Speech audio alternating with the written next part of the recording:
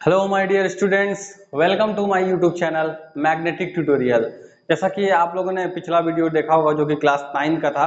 ये हम लोग नया चैप्टर स्टार्ट करने जा रहे हैं जो कि क्लास 10 से, जो कि लेक्चर नंबर मेरा 1 होगा। ठीक है, तो इस चैप्टर में हम लोग देखेंगे लाइफ प्रोसेस से रिलेटेड होगा। ये चैप्टर बहुत ही इंपॉर्टेंट चैप्टर है क्लास 10th वालों के लिए। तो आप लोग 11-12 वाले भी इस चैप्टर को देख सकते हैं जब अगर कंफ्यूजन हो, क्योंकि 10th का टॉपिक आप लोग के 12th के टॉपिक से मैच करता है। तो स्टूडेंट, हम लोग इस चैप्टर को स्टार्ट करेंगे। इससे पहले हम ये बता दें कि इस चैप्टर में कुछ पार्ट्स अलग अलग दिए हुए हैं जिनको हम लोग अलग अलग करके पढ़ेंगे, जो सब यूनिट्स या फिर सब चैप्टर्स बोल सकते हैं, क्योंकि ये थोड़ा चैप्टर थोड़ा सा लॉन्ग होगा, थोड़ा सा बड़ा होगा। ठीक है, जो कि लाइफ प्रोसेस चैप्टर का नाम है, जिसमें न्यूट्रिशन, एक्सक्रीशन, ट्रांसपोर्टेशन, डाइजेशन, ये सब सर्कुलेटरी सिस्टम वगैरह सब कुछ के बारे में हम लोग को पढ़ना है। तो हम लोग पहले न्यूट्रिशन को कवर करेंगे, फिर हम लोग डाइजेशन को कवर, ऐसे ही हम लोग करके इस वीडियो को लेक्चर बाय लेक्चर हम लोग बढ़ाएंगे। ठीक है स्टूडेंट, इस वीडियो में हम लोग लगभग सभी टॉपिक्स को पहले थोड़ा बहुत जान लेंगे, फिर हम लोग न्यूट्रिशन को स्टार्ट करेंगे इसी लेक्चर में। अगर न्यूट्रिशन इस लेक्चर में पूरा हो पाता है तो ठीक है, फिर हम लोग नेक्स्ट लेक्चर भी बहुत जल्दी ही कल परसों में अपलोड कर देंगे। ठीक है स्टूडेंट, तो आप लोग वीडियो को लास्ट तक देखिए बिना स्किप किए हुए, ताकि आप लोग को पूरा वीडियो इजिली वे से क्लियर हो पाए। तो हम लोग चैप्टर को स्टार्ट करते हैं। तो हम लोग चैप्टर को यहाँ से स्टार्ट करते हैं। Life process, class 10th biology का चैप्टर ये लिया गया है, जो कि लाइफ प्रोसेस इस चैप्टर का नाम है। तो हम लोग पहले टॉपिक्स को क्लियर करेंगे, सभी टॉपिक्स को हम लोग देखेंगे कि इस चैप्टर्स में कौन कौन से टॉपिक्स इंक्लूडेड हैं। ठीक है, क्योंकि टॉपिक का जानना बहुत जरूरी है। अगर टॉपिक पता रहे तो इजीली वे से समझ में आ जाता है कि वीडियो में हम लोग को आगे क्या क्या टॉपिक्स है और क्या क्या हम लोग को पढ़ना है। तो हम लोग यहाँ पर देखेंगे, पहला टॉपिक है हम लोग का व्हाट आर लाइफ प्रोसेस। जो चैप्टर है उसी के नाम से यहाँ पे एक टॉपिक हम बनाए हुए हैं कि लाइफ प्रोसेस होते क्या है। ठीक है, तो पहले लाइफ प्रोसेस को जानना जरूरी है। उसके बाद फिर हम लोग देखेंगे लाइफ प्रोसेस में क्या क्या इंक्लूड होते हैं, उनके बारे में फिर दिया हुआ है। ठीक है, फिर नेक्स्ट पॉइंट है न्यूट्रिशन। न्यूट्रिशन क्या है, तो यही लाइफ प्रोसेस का ही एक पार्ट है। अभी हम लोग समझेंगे, सब टॉपिक्स को पहले देख लेते हैं जल्दी में एक बार। न्यूट्रिशन का दो पार्ट है, जो कि मोड्स ऑफ न्यूट्रिशन जिसको हम लोग बोलते हैं, एक ऑटोट्रॉपिक, एक हेटरोट्रॉपिक मोड ऑफ न्यूट्रिशन। ठीक है, फिर हम लोग देखेंगे nutrition in unicellular multicellular organism, मतलब न्यूट्रिशन कैसा होता है यूनिसेलुलर के केस में, मल्टीसेलुलर केस में, दोनों केस में अलग अलग न्यूट्रिशन होगा, ये ध्यान में रखिएगा। ठीक है, जो भी प्रोसेस हैं आगे हम लोग को पढ़ना है, रिस्पायरेशन, ट्रांसपोर्टेशन, एक्सक्रीशन, सब प्रोसेस में कुछ परिवर्तन जरूर आएगा यूनिसेलुलर और मल्टीसेलुलर। आप लोग सेल चैप्टर पढ़े हैं, बहुत ही महत्वपूर्ण चैप्टर था।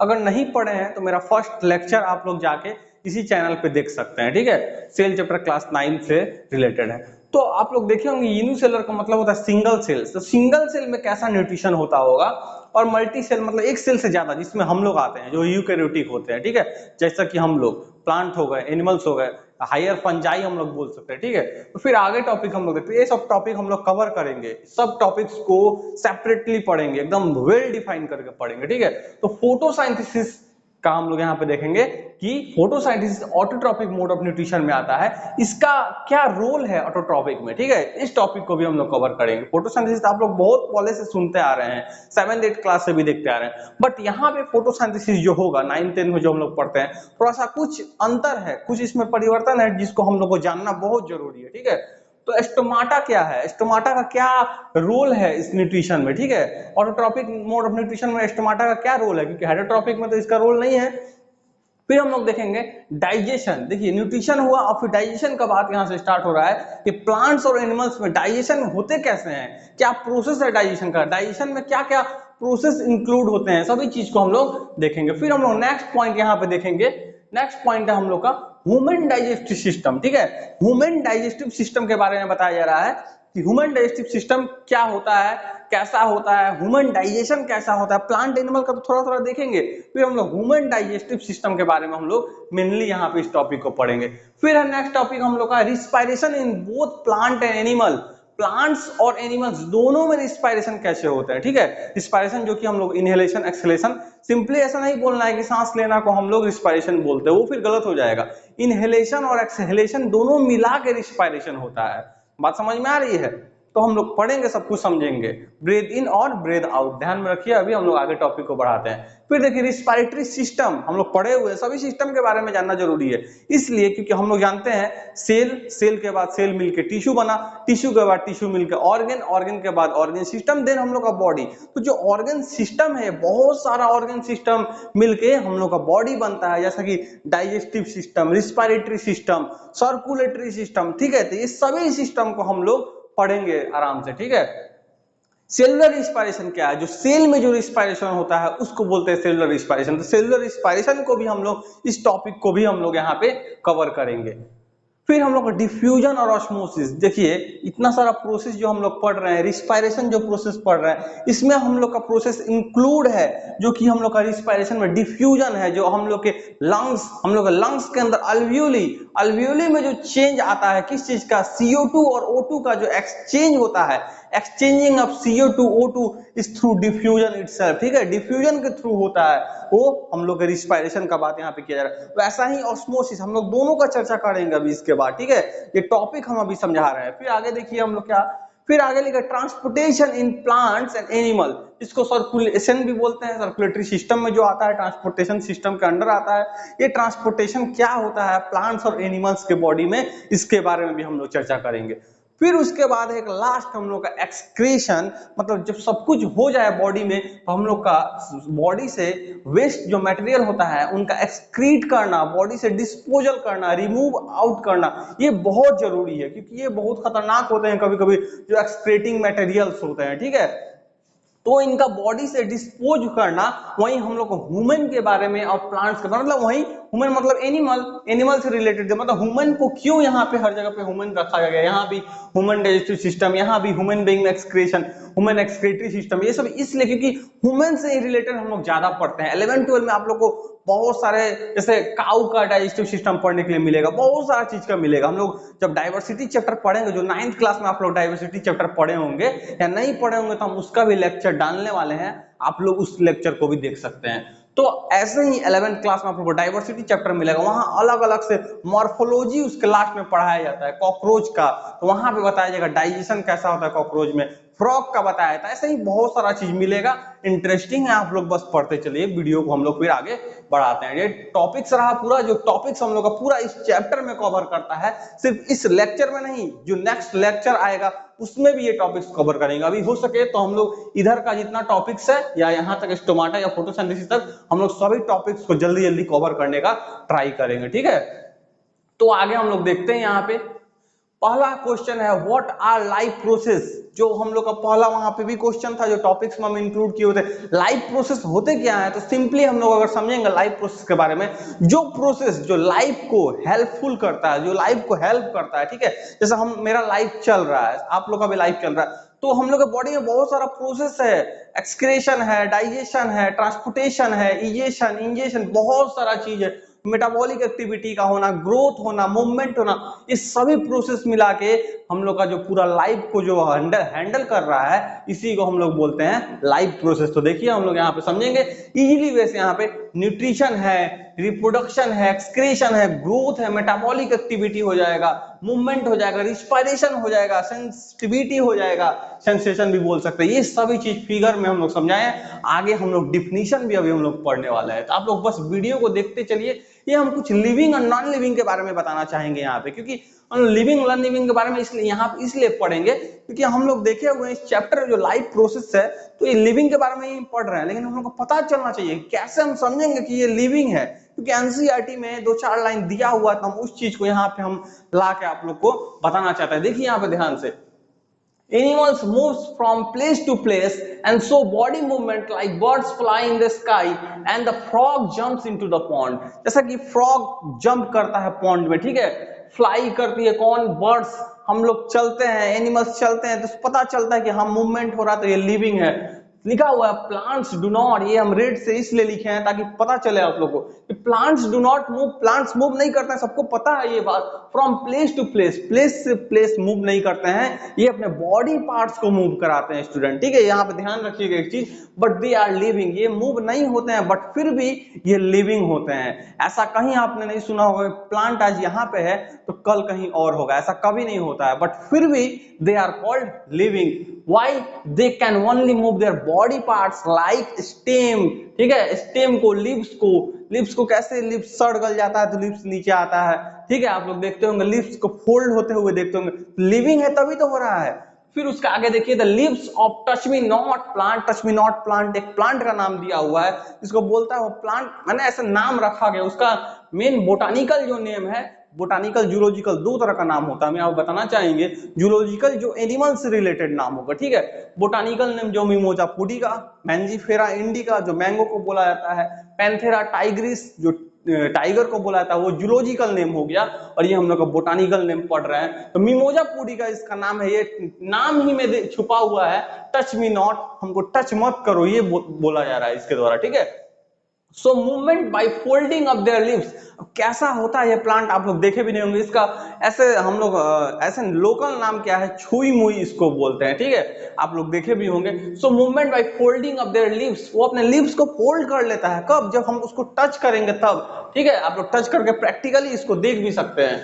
There leaves when touched with a finger, या फिर कुछ भी चीज के द्वारा हम लोग टच कर सकते हैं, जरूरी नहीं है कि फिंगर के द्वारा, हम बस ऐसे ही यहाँ पे लिखे हुए हैं, non living things can not move without an external help, बिना हेल्प के कोई चीज मूव नहीं कर सकता है। ये हम पकड़े हुए हैं, पुल या पुश करेंगे तभी ये मेरे हाथ में रुका हुआ है, बिना फोर्स के ये गिर जाएगा अभी, ठीक है। तो ऐसा ही कुछ है जो नॉन लिविंग के बारे में बोला जाए। For example A ball can not move by itself, ball को आप मूव नहीं करा सकते हैं, बॉल को या पुश कीजिए या पुल कीजिए तभी वो मूवमेंट दिखा सकता है, ठीक है।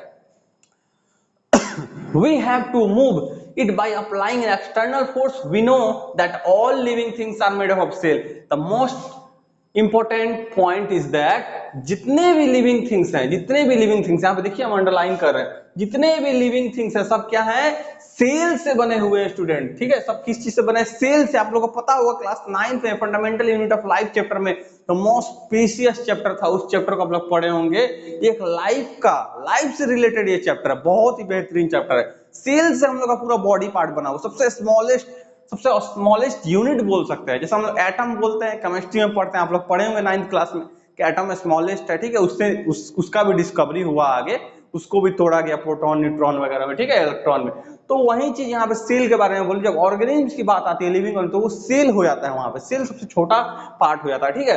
तो the cell are made up of certain molecule. अब बताइए, सेल भी तो कोई मॉलिक्यूल से बना हुआ होगा, सेल को भी तो कोई बनाया होगा, तो मॉलिक्यूल्स के द्वारा बनता है। द मॉलिक्यूलर मूवमेंट, वो जो मॉलिक्यूलर मूवमेंट होता है सेल के बीच में या सेल के अंदर जो मूवमेंट होता है, therefore the movement of molecules in living things is invisible, वो देखा ही नहीं जाता है। इसलिए क्योंकि जब सेल नहीं देख पाएंगे हम लोग तो मॉलिक्यूल को कैसे देखेंगे। सेल का डिस्कवरी कौन किया था, रॉबर्ट हुक 1665 में। कौन से बुक में, माइक्रोग्राफिया नाम का बुक था, आप लोग लेक्चर वो देख सकते हैं, क्लास 9 का लेक्चर है, ठीक है। तो यहाँ पे लिखा हुआ invisible to naked eye but is necessary for the existence of life. ये जरूरी नहीं है कि जो चीज आंख से नहीं देखा जाए वो हम लोग के लाइफ के लिए जरूरी नहीं है, ठीक है, ऐसा नहीं है, वो बहुत ज्यादा जरूरी है। सेल हम लोग के आंख से नहीं देखा जाता है, एटम नहीं देखा जाता है, इसलिए इसका मतलब ये नहीं कि ये लोग जरूरी नहीं है, ये बहुत ज्यादा जरूरी है, ठीक है स्टूडेंट। तो आगे हम लोग फिर बढ़ते हैं। देखिए कुछ यहाँ पे आप लोगों को पता है लिविंग नॉन लिविंग के बारे में, तो ये हम लोग डिफरेंस बता ही दिए, कुछ लिख दिए। अब थोड़ा फोटो वगैरह भी देख लीजिए, यहाँ पे ये लिविंग है, आप लोगों को पता है। ये भी देखिए फ्रॉग जंप कर रहा है, दिख रहा है फ्रॉग, ये जंप कर रहा है जो हम ऊपर लिखे हुए थे। यहाँ पे देखिए ये है टच मी नॉट प्लांट, जिसके बारे में हम यहाँ पे चर्चा कर रहे थे कुछ देर पहले। यही टच मी नॉट प्लांट है, देखिए जिसका नाम है मिमोजा पुडिका। इसको ध्यान में रखिएगा, एग्जाम में बहुत नाम भी पूछे जाते हैं, मेडिकल्स वगैरह के एग्जाम में भी ये सब नाम पूछा जाता है, आप लोग ध्यान में सब रखिएगा। ये देखिए बिफोर एंड आफ्टर यहाँ पे लिखा हुआ है। इसका लीफ देखिए कैसा है, अभी इसका लीफ देखिए अभी कैसा है, यहाँ पे देखिए फोल्ड हो गया लीफ, दिख रहा है आपको, इलोंगेट शेप में, इलोंगेटेड हो गया है। यहाँ पे ओवल शेप में था, यहाँ इलोंगेटेड हो गया, आप लोगों को दिख रहा होगा, ठीक है। ये है before touch and after touch का एग्जांपल, जो कि मिमोजा पुडिका जो बोलता है टच मी नॉट, ठीक है। तो ये रहा हम लोग का। फिर हम लोग नेक्स्ट अब पार्ट बढ़ेंगे नेक्स्ट स्लाइड की तरफ। चलिए, तो नेक्स्ट स्लाइड हम लोग का क्या है, Why are molecular movement needed for life। ये देखिए, जो सेल के बीच में जो मॉलिक्यूल्स का मूवमेंट हो रहा है, जिसको हम लोग बोल रहे थे कि इनविजिबल है बट लाइफ के लिए बहुत जरूरी है, तो आखिर मॉलिक्यूलर मूवमेंट होता क्यों है, क्यों जरूरी है हम लोग का लाइफ के लिए। तो स्टूडेंट ये बहुत ही बेसिक पॉइंट है, बहुत ही जरूरी पॉइंट है जो आप लोग को यहाँ पे समझना चाहिए। इसको आप लोग देखिए ध्यान से, क्या लिखा हुआ है, एनसीईआरटी का ये टॉपिक लिखा है, molecular movements are the movements of various molecules from one place to another inside the cell and in between the cell। it means inside the cell, cell के अंदर और सेल के बिटवीन। ठीक है, बात समझ में आ रहा है। इंट्रासेलुलर और इंटरसेलुलर दोनों का बात यहाँ पे किया जा रहा है। Movements of molecules are essential because it repairs and, क्यों जरूरी है मूवमेंट ऑफ मॉलिक्यूल, क्योंकि ये रिपेयरमेंट में काम आता है बॉडी के। ठीक है, एंड गिव स्ट्रक्चर, ढांचा देता है टू द होल बॉडी, पूरे बॉडी को, पूरे बॉडी के पार्ट्स को। They are necessary to carry out various metabolic reaction, बहुत सारे मेटाबॉलिक एक्टिविटी, बहुत सारे मेटाबॉलिक रिएक्शन को ये हेल्ड कराता है। क्या, जैसा कि रिस्पायरेशन, एक्सक्रेशन, ट्रांसपोर्टेशन, ये सभी चीज हम लोग का बॉडी में हो सकता है। ठीक है, न्यूट्रिशन, सभी में ये मॉलिक्यूलर मूवमेंट का जरूरी है। As every body reaction requires movement of molecules and they are necessary for life, जो कि लाइफ के लिए बहुत जरूरी है। इसीलिए तो मॉलिक्यूलर मूवमेंट का भी लाइफ के लिए होना बहुत ही ज्यादा जरूरी है। This is a continuous process, ये कॉन्टिन्यूअस प्रोसेस अगर ये रुक जाए, ठीक है, अगर मॉलिक्यूलर मूवमेंट अगर रुक जाए, क्वेश्चन यहाँ पे बन सकता है, तो क्या होगा, तो लाइफ फिर आगे नहीं बढ़ेगा, लाइफ का कोई प्रोसेस आगे नहीं बढ़ेगा। जब लाइफ का कोई प्रोसेस आगे नहीं बढ़ेगा तो लाइफ भी हम लोग आगे नहीं बढ़ेगा। Molecular movements are those movements which we can not observe from naked eye, जो कि हम लोग के नंगे आंखों के द्वारा, हम लोग ऐसे आंखों के द्वारा हम लोग नहीं देख सकते हैं, ठीक है, बिना माइक्रोस्कोप के, but play an important role in all the life process. जितने भी लाइफ प्रोसेस है, सभी लाइफ प्रोसेस में इनका बहुत ही ज्यादा योगदान है। किस चीज का, मॉलिक्यूलर मूवमेंट का स्टूडेंट। ठीक है, For example, the breakdown of water molecules during the process of photosynthesis। Photosynthesis के बारे में अभी हम लोग डिस्कस करेंगे। आप लोगों को पता होगा कि लाइट के द्वारा जो ब्रेकडाउन होता है, ठीक है, साइंथेसिस होता है, बनता है फूड बनना लाइट के द्वारा। ठीक है, तो वो होता है प्लांट्स के लीव में, जो कि ब्रेकडाउन होगा यहाँ पे वाटर मॉलिक्यूल्स का, जो कि फोटोसिंथेसिस के दौरान इस चीज में मॉलिक्यूलर मूवमेंट का हेल्प है। ठीक है, release of energy from glucose molecule. कैसे एनर्जी रिलीज होगा, जब एनर्जी, जब हम लोग के बॉडी में ग्लूकोज या कार्बोहाइड्रेट जब टूटेगा सिंपलेस्ट फूड में, किसके हेल्प से, एंजाइम के हेल्प से। एंजाइम यहाँ पे क्या है, कैटलिस्ट का काम कर रहा है स्टूडेंट, ध्यान से इस चीज को समझिएगा आप लोग। ठीक है, फिर उसके बाद लिखा हुआ movement of solute molecules to regulate stomatal closure and opening. जो स्टोमाटा का जो अपार्चर होता है, स्टोमाटा का जो ओपनिंग होता है, वो ओपनिंग और क्लोजिंग किसके कारण होता है, इस सॉल्यूट के मूवमेंट के कारण। ठीक है स्टूडेंट, ध्यान से समझिएगा, movement of solute molecules to regulate stomatal closure and opening. ध्यान से स्टूडेंट इस चीज को समझिएगा और मुझे कमेंट करके ये बताइएगा कि जो movement of solute molecules to regulate stomatal closure and opening जो लिखा हुआ है, इस पॉइंट में डिफ्यूजन है या ऑस्मोसिस है, इस चीज को आप लोग कमेंट करके बताइए, क्योंकि हम ऑस्मोसिस और डिफ्यूजन के बारे में थोड़ा बहुत बता दिए हैं आप लोग को। ठीक है, अब हम लोग देखेंगे definition of life process. What is life process, life process हम लोग देखे हैं, थोड़ा सा समझें। अब इसको डिफिनीशन में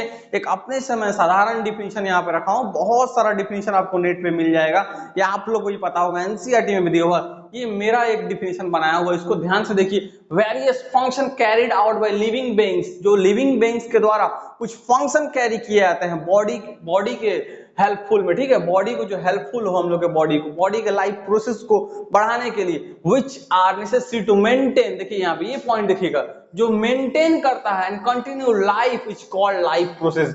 इसी को हम लोग क्या बोलते हैं स्टूडेंट, लाइफ प्रोसेस बोलते हैं। ठीक है, following our life process in living beings, जो कि क्या क्या है स्टूडेंट, न्यूट्रिशन, रिस्पायरेशन, ट्रांसपोर्टेशन, ठीक है, एक्सक्रेशन, मूवमेंट। ये कॉमा होगा यहाँ पे, कॉमा छूट गया स्टूडेंट, ये देखिए। ठीक है, ये समझ में आ गया इतना। उसके बाद फिर देखिए, फिर आगे आप लोग देखिएगा इसके बाद ये अब देखिए स्टूडेंट, एनसीईआरटी में भी सेम हम लोग टॉपिक बाय वैसे ही चल रहे हैं, हम एनसीईआरटी को भी कवर करेंगे क्योंकि बहुत स्टूडेंट का कहना है कि सर एनसीईआरटी कभी कभी समझ में नहीं आता है। तो एनसीईआरटी को भी हम लोग ये लेक्चर जब मेरा खत्म होगा या इसी लेक्चर के बाद हम लोग ट्राई करेंगे कि एनसीईआरटी को भी कवर हम लोग करते चले, वहां भी हम लोग लाइन बाय लाइन यहीं पे प्रेजेंटेशन के साथ ही हम लोग वहां भी पढ़ेंगे। तो आप लोग एनसीईआरटी का ये वीडियो आप लोग इसी यूट्यूब चैनल पे आप लोग को मिल जाएगा। तो स्टूडेंट यहाँ पे देखेंगे एनसीईआरटी में जैसा कि दिया हुआ है कि न्यूट्रिशन, एक्सक्रीशन, ये सब के बारे में कुछ कुछ पॉइंट बताया गया है, ठीक है। तो हम भी यहाँ पे न्यूट्रिशन, रिस्पायरेशन, ये सभी के बारे में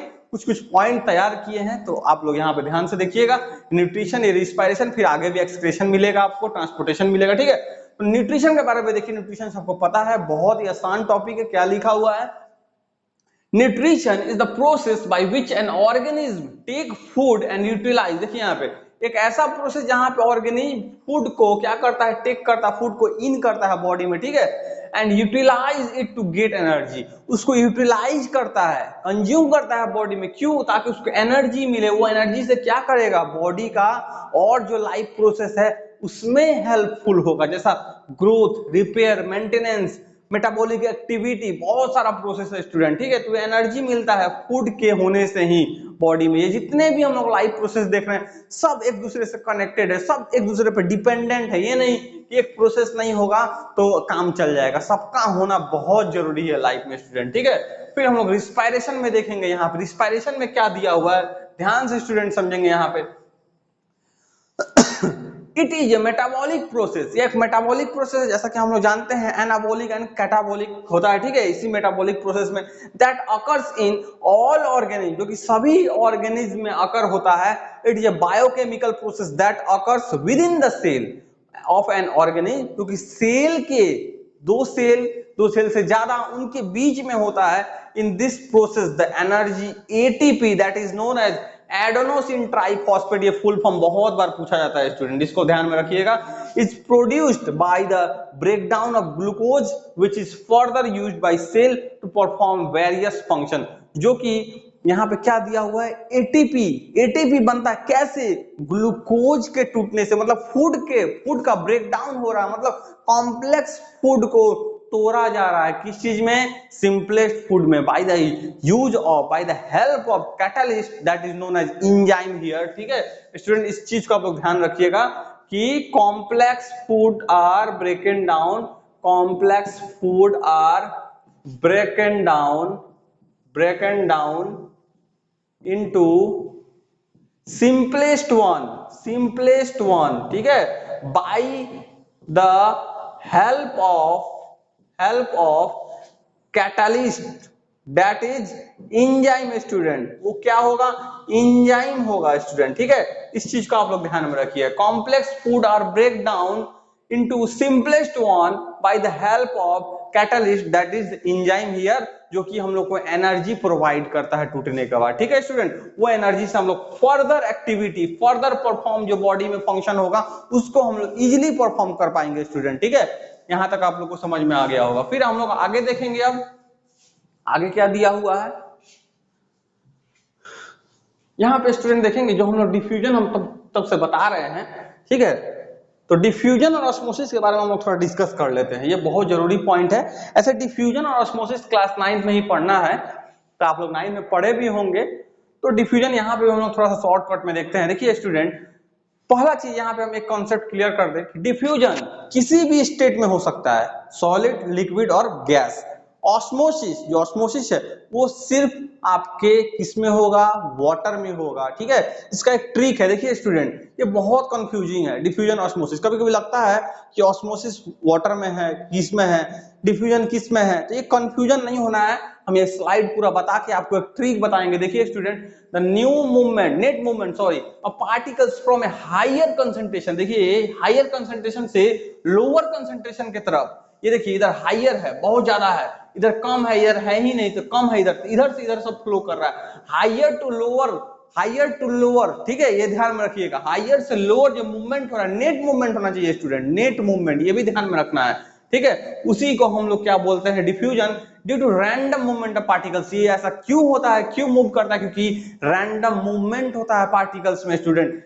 passive process which means that no energy is needed. यहाँ पे एनर्जी का जरूरत ही नहीं है स्टूडेंट, वो एक्टिव प्रोसेस में एनर्जी का जरूरत पड़ता है स्टूडेंट, ठीक है।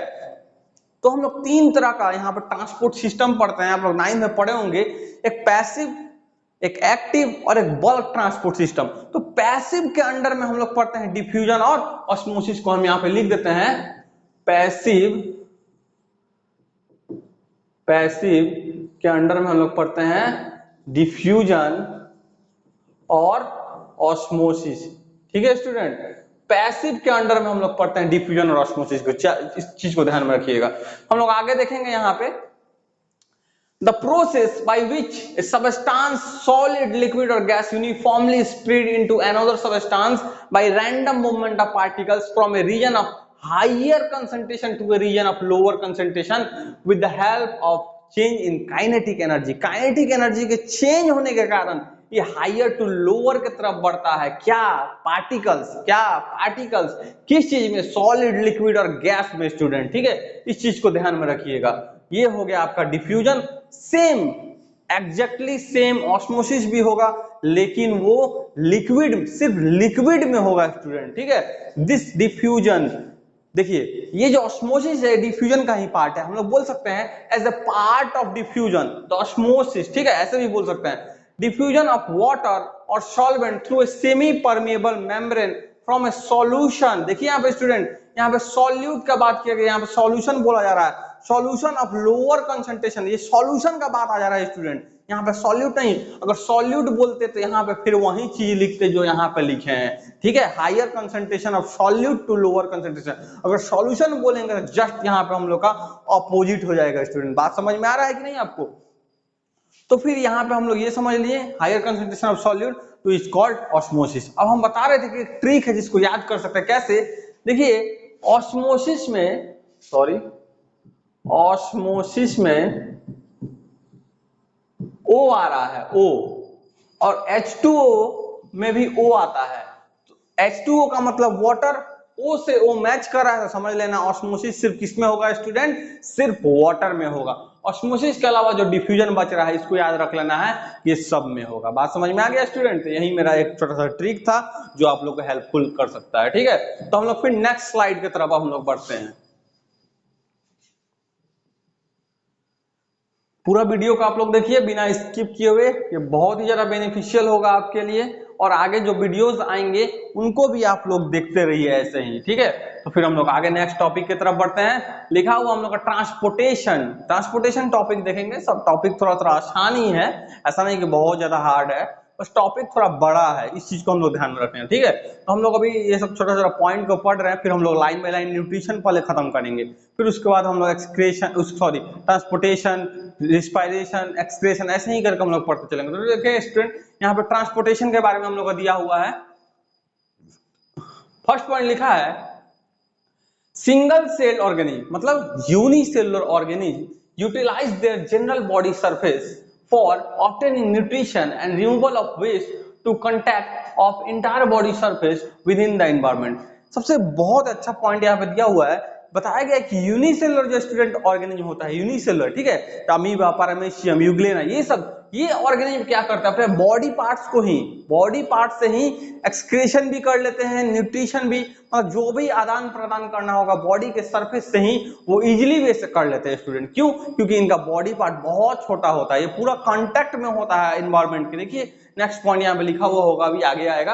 और मल्टी सेलुलर में स्टूडेंट जस्ट अपोजिट होगा, यहाँ पे बॉडी पार्ट बहुत बड़ा होता है, ये कांटेक्ट में नहीं आ सकता है। तो multi cellular organism have developed organs, इनके पास डेवलप्ड ऑर्गन्स होते हैं क्योंकि यूकैरियोटिक के अंडर में आते हैं। बात समझ में आ रहा है स्टूडेंट? आप लोग यूकैरियोटिक और प्रोकैरियोटिक दोनों पढ़े होंगे। तो developed organs and organ system, the Uptake of nutrition in their and their digestion performed at one particular part, however they are needed to the whole body। देखिए बोला जा रहा है मल्टी सेलुलर में कि सभी प्रोसेस होता है जैसा इसमें होता है यहाँ पे भी, तो यहाँ पे बॉडी सरफेस ही इंक्लूड है, बॉडी सरफेस से ही सब कुछ हो रहा है। लेकिन यहाँ पे पार्ट बटा हुआ है, पार्ट का मतलब सिस्टम बनाया गया है कि डाइजेस्टिव सिस्टम डाइजेशन के लिए, एक्सक्रेशन के लिए एक्सक्रेटरी सिस्टम, ऐसा करके पार्ट, ठीक है, ट्रांसपोर्टेशन के लिए ट्रांसपोर्टेशन सिस्टम, सर्कुलेटरी सिस्टम जिसको बोलते हैं हम लोग, ये सब सिस्टम बना हुआ है बॉडी में। जैसा हम लोग ऑर्गन सिस्टम पहले भी हम लोग पढ़े हैं, जो कि टिश्यू के बाद ऑर्गन, ऑर्गन के बाद ऑर्गन सिस्टम बनता है, ठीक है।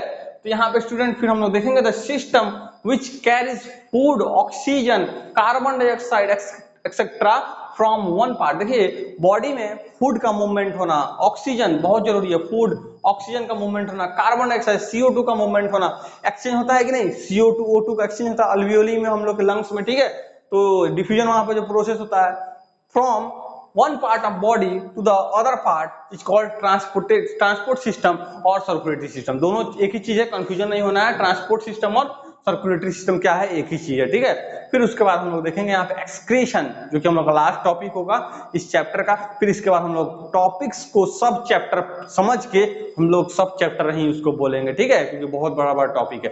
एक्सक्रीशन में देखेंगे क्या लिखा हुआ, बहुत ईजी है, एक्सक्रेट करना, वेस्ट मटेरियल का बॉडी से बाहर निकालना। क्यों निकालना है ये हम बताए भी हैं, क्यों बॉडी से बाहर निकालना, क्योंकि ये बॉडी के लिए बहुत ज्यादा पॉइजनस हो जाता है, ठीक है। तो process which removes this harmful by product outside is called excretion. इसको हम लोग एक्सक्रीशन बोलते हैं, बॉडी से जो प्रोडक्ट, जो बाई प्रोडक्ट हो बाहर निकालना, ठीक है। उसके बाद एक पॉइंट दिया हुआ है, during the biochemical reaction occurring in the body there occurs formation of certain by products. देखिए बहुत सारा बायोकेमिकल रिएक्शन है कि नहीं स्टूडेंट हम लोग का बॉडी में। जब भी ये मेटाबॉलिक रिएक्शन, बायोकेमिकल रिएक्शन होता है ना, तो बॉडी में बाई प्रोडक्ट जो कि यूजफुल नहीं है हम लोग का बॉडी के लिए, अनयूजफुल है, ठीक है, अननेसेसरी है, ये सब प्रोडक्ट क्या होता है बॉडी में बनता है, which are harmful for our body, जो कि बहुत ही हार्मफुल होता है, ठीक है। तो ये हम लोग एक्सक्रेट करके, एक्सक्रेशन होके, ये प्रोसेस है एक जो बॉडी से ये बाई प्रोडक्ट को बाहर एक्सक्रेट कर देता है, ठीक है स्टूडेंट। इतना आप लोग को समझ में आ गया होगा। फिर हम लोग आगे नेक्स्ट स्लाइड की तरफ बढ़ते हैं। नेक्स्ट देखिए यहां तक हम लोग पढ़ लिए हैं, तब कुछ क्वेश्चन डिस्कस कर लेते हैं स्टूडेंट। बहुत ही इंपॉर्टेंट क्वेश्चन है जो कि एनसीईआरटी से बिलोंग करता है, तो हम लोग इस क्वेश्चन को भी जानेंगे यहाँ पे क्या है इस क्वेश्चन के बारे में। तो क्वेश्चन हम लोग समझेंगे। पहला क्वेश्चन यहाँ पे दिया हुआ है, यहाँ पे देखेंगे इंटरनल जो क्वेश्चन है जो हम लोग के एनसीईआरटी से लिया गया हुआ है, ठीक है स्टूडेंट। तो यहाँ पे देखेंगे ध्यान से, why is diffusion insufficient to meet the oxygen requirement of multicellular organism like human। अब बताइए स्टूडेंट, क्या डिफ्यूजन से ऑक्सीजन का रिक्वायरमेंट जो हम लोग के बॉडी में ये पूरा हो सकता है? कभी कभी नहीं हो सकता है। क्यों? इसका देखिए यहाँ पे कारण लिखा हुआ है, ठीक है। पहले एक क्वेश्चन और है, what criteria do we use to decide whether something is alive. कैसे समझेंगे कि कोई अलाइव है कोई अलाइव नहीं है, कैसे, हाउ? तो हम लोग शुरू में थोड़ा सा डिस्कस किए हैं उस चीज को, और यहाँ पे ब्रीफली हम लोग डिस्कस करेंगे स्टूडेंट, ठीक है। तो इसका फर्स्ट पॉइंट देखेंगे यहाँ पे, in humans the body organisation is multicellular and it is so complex because our body is eukaryotic, ठीक है। हम लोग का बॉडी जो है यूकैरियोटिक सेल से बना हुआ है।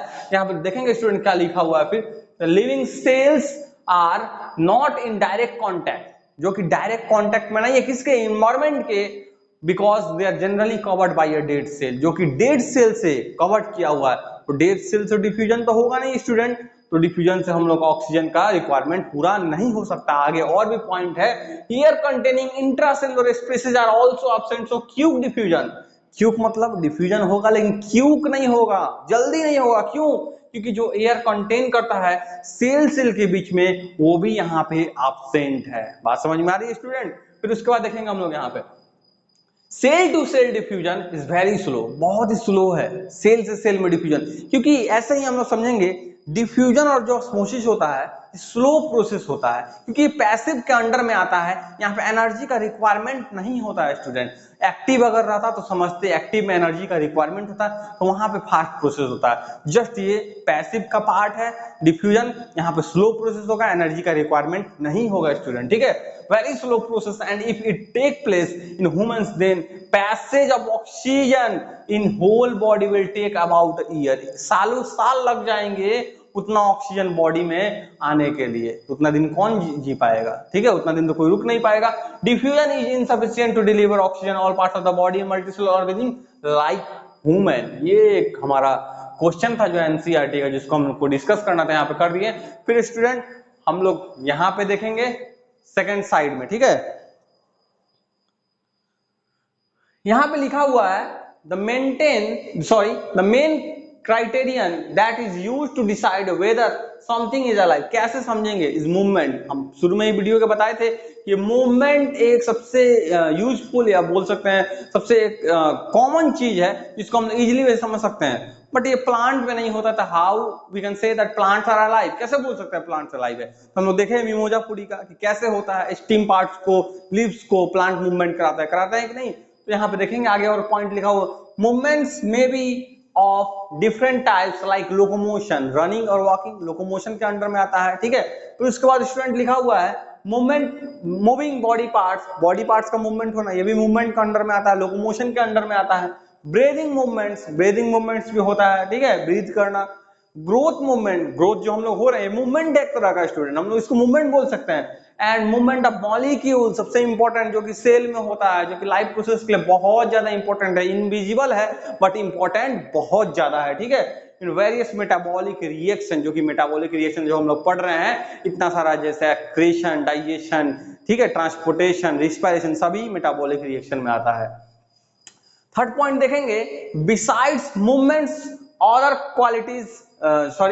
qualities found in living beings are cell build, body organization, presence of protoplasm, ठीक है, प्रोटोप्लाज्म का प्रेजेंस होना, सेल प्रिपेयर, ठीक है, वेरियस वाइटल लाइफ प्रोसेस, जो कि बहुत जरूरी life process, metabolism, growth, nutrition, respiration, excretion and reproduction. अगर ये सभी चीज हो रहा है तो हम लोग बोल सकते हैं कि ये जो कोई भी चीज को लिविंग है या अलाइव है, ठीक है। अगर ये सब चीज हो रहा है, प्रोटोप्लाज्म अगर है, प्रोटोप्लाज्म स्टूडेंट किसको बोलते हैं? क्लास 9 में आप लोग सेल चैप्टर में पढ़े होंगे कि सेल वाल को छोड़ के जो भी अंदर पार्ट बच जा रहा है, जो भी, ठीक है, साइटोप्लाज्म और न्यूक्लियस दोनों को लेके, साइटोप्लाज्म और न्यूक्लियस, यहाँ पे फिगर हम बता सकते हैं। ये देखिए सेल वाल बाहर वाला, ये न्यूक्लियस, ये हम लोग का साइटोप्लाज्म, ये हो गया साइटोप्लाज्म, ठीक है स्टूडेंट, इसको ध्यान से देखिए, ये होगा सेल वाल और ये होगा न्यूक्लियस। तो हम लोग किसको बोलेंगे? न्यूक्लियस और सेल वाल को मिला के हम लोग बोलेंगे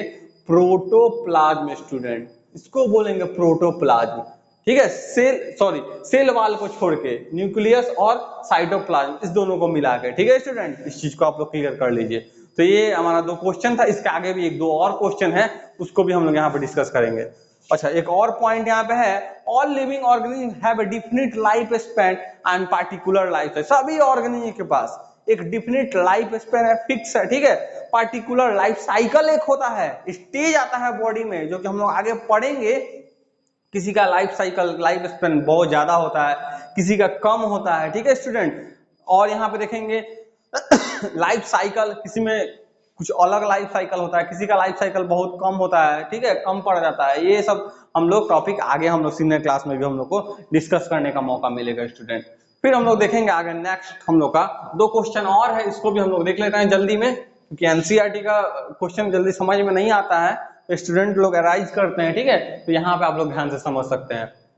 उसके बाद देखेंगे student, what are outside raw material used by an organism. Organism के बाहर रॉ मटेरियल जो बताया जा रहा है यहाँ पे कैसे यूज होता है, ठीक है, क्या यूज होता है, कौन सा रॉ मटेरियल, ये इसके बारे में चर्चा किया जा रहा है। तो outside raw material used by autotrophic organism are carbon dioxide, जो कि कार्बन डाइऑक्साइड, और हम लोग दोनों यहाँ पे डिस्कस करेंगे। एक ऑटोट्रॉपिक ऑर्गेनिज्म, जिसको हम लोग क्या बोल सकते हैं स्टूडेंट? ऑटोट्रॉप्स बोलेंगे उसको, ठीक है स्टूडेंट। और जो हेटरोट्रॉपिक होगा उसको हेटरोट्रॉप्स बोलेंगे। तो यहाँ पे देखेंगे कार्बन डाइऑक्साइड यूज होता है, मिनरल्स यूज होता है, वाटर यूज होता है, सनलाइट जो कि बहुत ही ज्यादा जरूरी है फोटोसिंथेसिस में फॉर प्रिपेयरिंग देयर फूड, ठीक है। हेटरोट्रॉपिक में क्या होता है? व्हाइल इन हेटरोट्रॉपिक, इसको हम लोग हेटरोट्रॉप्स बोलेंगे, हेटरोट्रॉपिक ऑर्गेनिज्म को हेटेरोट्रॉप्स, ठीक है स्टूडेंट, इसको ध्यान में रखिए, हेटेरोट्रॉप्स। और इस मोड को जो अपनाता है उसको हेटरोट्रॉपिक मोड ऑफ न्यूट्रिशन बोल सकते हैं। Need organic nutrients like food to get energy. ये एनर्जी प्राप्त करने के लिए न्यूट्रिएंट्स को लेता है। कैसे एनर्जी मिलता है? फूड का ब्रेकडाउन होता है, किसके द्वारा? एंजाइम के द्वारा। बार बार इस चीज को रिपीट किया जा रहा है, इस चीज को आप लोग भी ध्यान में रखिएगा, ठीक है। फोर्थ पॉइंट देखेंगे यहाँ पे, what processes would you consider essential for maintaining life. ये तो आप लोग के लिए क्वेश्चन होना चाहिए, क्योंकि उस वक्त से हम सब पॉइंट को डिस्कस कर दिए, बहुत आसान है। यहाँ पे देखेंगे the processes essential for maintaining life are nutrition, metabolism, respiration, transportation and excretion, ठीक है। ये हम लोग का पूरा पॉइंट था। फिर हम लोग अब आगे थोड़ा बढ़ते हैं, अब हम लोग फिर टॉपिक की तरफ बढ़ते हैं। ये हम लोग का क्वेश्चन डिस्कशन हो गया, और फिर हम लोग टॉपिक की तरफ थोड़ा देखते हैं। स्टूडेंट ध्यान से आप लोग समझिएगा। ऑटोट्रॉपिक न्यूट्रिशन, होलोफाइटिक न्यूट्रिशन भी जिसको बोला जाता है स्टूडेंट, ये बहुत अच्छा क्वेश्चन है, एग्जाम में आता है कि होलोफाइटिक न्यूट्रिशन क्या है। तो बच्चे कंफ्यूज होते हैं कि होलोफाइटिक तो कभी पढ़ा ही नहीं, ऑटोट्रॉपिक हेटरोट्रॉपिक पढ़ा है, केमो ऑटोट्रॉपिक तक पढ़ा है, लेकिन ये सब कहां से आ गया? तो होलोफाइटिक भी ऑटोट्रॉपिक मोड ऑफ न्यूट्रिशन को बोलते हैं। इस चीज को आपको ध्यान में रखना पड़ेगा। फिर उसके बाद देखिए स्टूडेंट, यहाँ पे पॉइंट बाय पॉइंट हम लोग पढ़ते चलेंगे जल्दी जल्दी। Term autotrophic is derived from the two Greek words, जो कि ग्रीक वर्ड से लिया गया है। ऑटो का मतलब होता है सेल्फ। यहाँ पे ऑटो जो रिक्शा होता है उसको मत बोल दीजिएगा, ये ऑटो इस चीज का बात बोला है। ऑटोट्रॉपिक का जो ट्रॉफी का मतलब होता है, ठीक है, ट्रॉफी का मतलब होता है नॉरिशमेंट, सेल्फ नॉरिशमेंट, खुद से नॉरिशमेंट करना, खुद से जो भी प्रॉब्लम आएगा, न्यूट्रिशन होगा खुद से करेंगे, सब कुछ खुद से करेंगे, उसी को बोलते हैं, ठीक है। तो ऑटोट्रॉपिक न्यूट्रिशन यहाँ पे जुड़ा हुआ है। ऑटोट्रॉपिक आप लोग समझ में आ रहा है, सेल्फ नॉरिशमेंट प्लस न्यूट्रिशन, ठीक है स्टूडेंट, ये चीज आप लोग ध्यान में रखेंगे। उसके बाद ऑटोट्रॉप्स मींस सेल्फ न्यूट्रिशन, देखिए वही चीज यहाँ पे है, सेल्फ नॉरिशमेंट प्लस न्यूट्रिशन, उसको शॉर्ट कट में सेल्फ न्यूट्रिशन भी हम लोग बोल सकते हैं, ठीक है। Autotrophic nutrition is the mode of nutrition in which organisms prepare their own food with the help of simple inorganic raw material। Organic prepare करता है अपने फूड को इनऑर्गेनिक रॉ मटेरियल को यूज करके। ऑटोट्रॉपिक्स कहाँ पे होगा स्टूडेंट? प्लांट्स में होते हैं, ठीक है, ये हम लोग के बॉडी में नहीं होता है। फिर उसके बाद हम लोग देखेंगे the green plants and certain bacteria. यहाँ पे देखेंगे कौन कौन इसमें इस मोड्स ऑफ न्यूट्रिशन में आते हैं, मतलब ऑटोट्रॉप्स किसको बोल सकते हैं? तो प्लांट, ग्रीन प्लांट्स को, सर्टेन बैक्टीरिया। ग्रीन प्लांट्स क्यों स्टूडेंट? क्योंकि ग्रीन प्लांट्स में जो लिव्स में जो स्टोमाटा होगा उसके द्वारा ग्रीन प्लांट्स में, ठीक है, हम लोग का जो फोटोसिंथेसिस जो प्रोसेस होगा ये पूरा फुलफिल हो पाएगा, ठीक है। फिर हम लोग देखेंगे यहाँ पे बैक्टीरिया हो गया, and synthesise their own food, अपने फूड को खुद से बनाते हैं स्टूडेंट थ्रू फोटोसिंथेसिस प्रोसेस। ये प्रोसेस को हम लोग अभी डिस्कस करेंगे इस टॉपिक के बाद। जो पॉइंट आप लोग को इसमें मिल रहा है ये सभी चीज डिस्कस होता चलेगा आगे, कहीं कोई प्रॉब्लम नहीं आएगा अगर आप लोग पूरा वीडियो को देखते हैं तो फोटोसिंथेसिस और केमोसिंथेसिस, देखिए स्टूडेंट यहाँ पे केमिकल के द्वारा भी हो सकता है, ठीक है, केमिकल के द्वारा भी, सिर्फ फोटो नहीं। फोटो का मतलब क्या होता है स्टूडेंट? लाइट होता है, फोटो का मतलब लाइट, ठीक है। केमिकल के द्वारा भी एंड आर कॉल्ड ऑटोट्रॉप्स और सेल्फ फीडर। स्टूडेंट इस चीज को ध्यान में रखिएगा, एग्जाम में पूछा जाता है कि सेल्फ फीडर क्या है? सेल्फ फीडर, हम लोग ऑटोट्रॉप्स को सेल्फ फीडर बोलते हैं। प्रोड्यूसर किसको बोलते हैं स्टूडेंट? इस चीज को आप लोग को बताना है। देखिए प्रोड्यूसर यहाँ पे लिखा है, autotrophs are called producer. Autotrophs producer होते हैं, क्यों? क्योंकि हेटरोट्रॉप्स ऑटोट्रॉप्स पे डिपेंड होते हैं, ऑटोट्रॉप्स से ही कुछ लेते हैं हेटरोट्रॉप्स, तभी हेटरोट्रॉप का लाइफ प्रोसेस आगे बढ़ता है, ठीक है। न्यूट्रिशन के मामले में अगर देखा जाए तो ये प्रोड्यूसर भी कहलाते हैं, और सेल्फ फीडर क्योंकि ये खुद ही भोजन बनाते हैं, ठीक है। बात स्टूडेंट समझ में आ रही है? इनऑर्गेनिक रॉ मटेरियल का यूज करके। उसके बाद फिर स्टूडेंट हम लोग यहाँ पे देखेंगे next point is that photo autotrophic. देखिए ऑटोट्रॉप में दो पार्ट है, फोटो ऑटोट्रॉपिक और केमो ऑटोट्रॉपिक, ठीक है स्टूडेंट। केमो मतलब केमिकल से रिलेटेड जो यहाँ पे होगा उसके बारे में।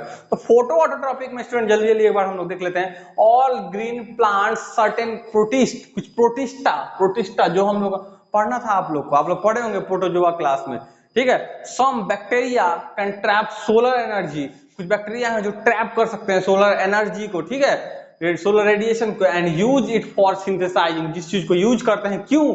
फूड को प्रिपेयर करने के लिए। सिंथेसाइज मतलब to make from simple raw material like CO2 का यूज करके, ठीक है, वाटर का यूज करके और सनलाइट का यूज करके, इसी चीज को बोलते हैं हम लोग फोटोसिंथेसिस। ठीक है, ये आप लोग को ध्यान से समझना होगा।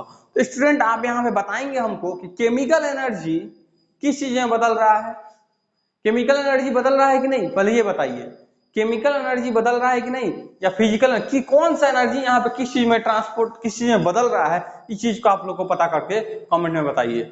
यहाँ पे देखिए, this organism contain a green pigment called chlorophyll. ये ऑर्गेनिज्म में ग्रीन पिगमेंट होता है जिसको क्लोरोफिल, इसलिए तो लीफ ग्रीन भी होता है, इसलिए ग्रीन प्लांट्स भी लिखा हुआ, which can trap solar energy and make it available for the plants, जो कि सोलर एनर्जी को ट्रैप करता है। बात समझ में आ रही है student? The organism capable of photosynthesis are called photoautotrophs. जो ऑर्गेनिज्म में फोटो साइंथेसिस प्रोसेस हो रहा है वैसे ऑर्गेनिज्म को फोटोऑटोट्रॉफ्स बोल सकते हैं। इसका मतलब जितने बैक्टीरिया, प्रोटिस्टा, ग्रीन प्लांट्स, ये सभी को फोटोऑटोट्रॉफ्स बोलेंगे। ठीक है, and this mode of nutrition is called photoautotrophic mode of nutrition. यहाँ पे मोड भी हम लोग जोड़ सकते हैं खुद से, फोटोऑटोट्रॉपिक मोड ऑफ न्यूट्रिशन। ठीक है, तो जो क्वेश्चन यहाँ पे पूछा गया है कि कौन सा एनर्जी किस चीज में बदल रहा है, ये टॉपिक को आप लोग यहाँ पे पढ़ के बताइए। सोलर एनर्जी बदल रहा है केमिकल में, कि केमिकल सोलर में, कि केमिकल किस में, ये आप लोग को यहाँ पे बताना है स्टूडेंट। ठीक है, तो हम लोग फिर आगे बढ़ते हैं, आगे देखेंगे स्टूडेंट। यहाँ पे ध्यान से, केमो ऑटोट्रॉपिक आ गया। ठीक है, तो केमो ऑटोट्रॉपिक को यहाँ पे हम लोग पढ़ेंगे। केमो ऑटोट्रॉपिक क्या है स्टूडेंट, इसको हम लोग देखेंगे यहाँ पे।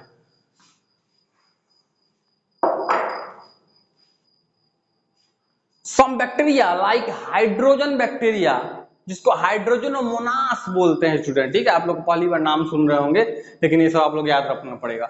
Sulphur bacteria, thiobacillus and nitrifying bacteria, तो आप लोग को पता होगा, आप लोग 9th क्लास में पढ़े हुए हैं स्टूडेंट ये वाला चीज। नाइट्रोजन साइकिल जब आप लोग पढ़ रहे थे वहां पे पढ़े होंगे। नाइट्रोजोमोनास एंड नाइट्रोबैक्टर, जो कि NO2 को NO3 में बदलता था, याद है स्टूडेंट आप लोग को? Can capture the energy released during different chemical reaction, they use this energy for synthesising their food. क्या लिखा हुआ स्टूडेंट यहाँ पे ध्यान समझेंगे। कुछ बैक्टीरिया जैसा कि हाइड्रोजन बैक्टीरिया, जिसको हाइड्रोजनोमोनास बोलते हैं, सल्फर लिविंग, सल्फर में रहने वाले बैक्टीरिया, थियोबैसिलस बोलेंगे, नाइट्रीफाइंग बैक्टीरिया जिसको नाइट्रोजोमोनास, और नाइट्रोबैक्टर बोलेंगे कैन कैप्चर द एनर्जी, वो एनर्जी को कैप्चर कर सकते हैं। ठीक है, and release during different chemical reaction, जो केमिकल रिएक्शन के दौरान जो एनर्जी जो निकलता है, इवॉल्व होता है स्टूडेंट, उस एनर्जी को ये इजीली वे से क्या कर सकते हैं, कैप्चर कर सकते हैं। दे यूज दिस एनर्जी, उस एनर्जी को फिर यूज करते हैं किस चीज के लिए, सिंथेसाइजिंग फॉर फूड, फूड को बनाने के लिए। वहां पे दिख रहे थे स्टूडेंट हम लोग सनलाइट के द्वारा। ठीक है स्टूडेंट, यहाँ पे कैसा एनर्जी, तो केमिकल रिएक्शन के दौरान हो रहा है, इसलिए इसको केमो ऑटोट्रॉपिक बोला गया है, उसको फोटो ऑटोट्रॉपिक बोला गया था। ठीक है, they do not required sunlight energy, ये सनलाइट एनर्जी का रिक्वायर्ड नहीं करते हैं। These organism are known as chemoautotrophs and the process is called photo chemosynthesis, sorry, ठीक है, this mode of obtaining nutrition is called chemoautotropic mode of nutrition। बात समझ में आ रहा है स्टूडेंट? मतलब केमो ऑटोट्रॉप्स में जो न्यूट्रिशन होता है उसको chemo autotrophic mode of nutrition बोलते हैं। इसको फोटोसिंथेसिस का कोई जरूरत नहीं है, ये पूरा photo autotrophic mode of nutrition से अलग है स्टूडेंट, इस चीज को आप लोग ध्यान में रखिएगा।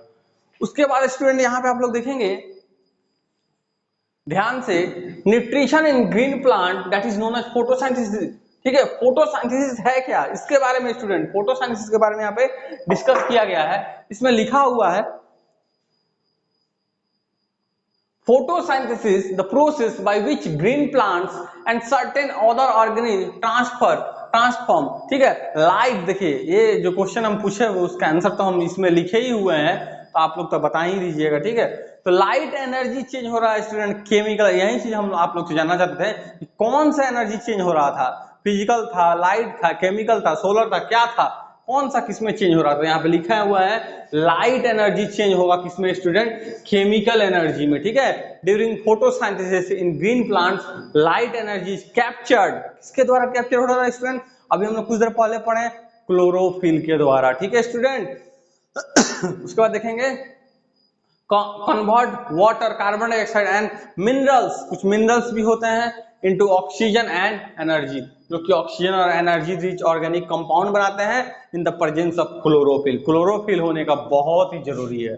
ठीक है स्टूडेंट, फिर हम लोग आगे देखेंगे, ये हम लोग का रिएक्शन है जो CO2 स्टूडेंट कहाँ से आएगा, एटमॉस्फेयर से। एटमॉस्फेयर से कैसे आएगा, हम लोग CO2 को छोड़ते हैं, ऑक्सीजन को लेते हैं, मतलब हम लोग एक्सहेल करते हैं। ठीक है, ये इन्वायरमेंट से। ये वाटर कहाँ से आएगा स्टूडेंट, ये भी इन्वायरमेंट में। ठीक है, या अंडरग्राउंड से, प्लांट्स के रूट के द्वारा ये वाटर क्या होगा, खींचा जाएगा। ठीक है, फिर उसका बाद स्टूडेंट कौन से टिश्यू से खींचा जाता है, ये भी आप लोगों को पता होगा, आप लोग को याद होगा, टिश्यू चैप्टर में आप लोग पढ़े होंगे। उस चीज को कमेंट कीजिए कि ये कौन से टिश्यू, मतलब ट्रैकिड्स की किसके द्वारा, जाइलम की फ्लोएम किसके द्वारा, ये जमीन से, मतलब जो भी अंडरग्राउंड सॉइल से वाटर को रूट के द्वारा ऊपर खींचा जाता है प्लांट में। स्टूडेंट यहाँ पे सनलाइट का यूज आएगा, बहुत ज्यादा इंपॉर्टेंट पॉइंट है। ठीक है, क्योंकि हम लोग फोटोसिंथेसिस पढ़ रहे हैं। फोटो का मतलब ही होता है लाइट। फोटो का मतलब क्या होता है स्टूडेंट, लाइट। यहाँ पे देखिए, इसको हम लिख देते हैं, फोटो का मतलब लाइट, और साइंथिसिस का मतलब होता है स्टूडेंट टू मेक, बोल सकते हैं।